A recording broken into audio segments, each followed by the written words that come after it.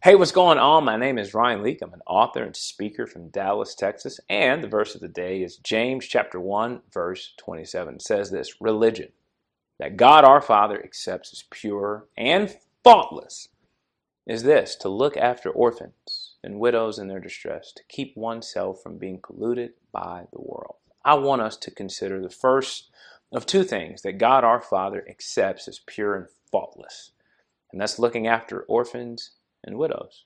It's one of those things I think most would agree that we should do something about it, but it can be difficult to live out. Why? Because how many conversations have you had where you ask somebody, you know any orphans?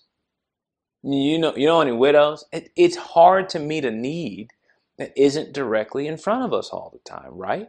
I mean, my wife and I were reading this verse actually when we were dating. She said, "Don't you think we should look for a way to practice this verse?" I said, "Babe, I don't know any widows or orphans in our mid-20s. That's just not my space." She responded, "Yeah, but you do know a lot of people.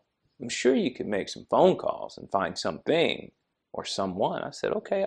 So I called the administrative assistant of our senior pastor at the time, and I said, "Hey, how you doing? Look, so my girlfriend and I were reading about looking out for widows and orphans, and we just don't know where to start. So I was wondering, you know any widows?" She said, "Oh my gosh, yes, I do. My aunt, she just lost her husband and is drowning in medical bills. So we actually were able to help a widow from just one phone call." I think what this verse really requires is intentionality. If you're trying to look out for widows and orphans, I highly doubt you'll fail. But if you're not actively trying to do so, I highly doubt it'll happen on accident.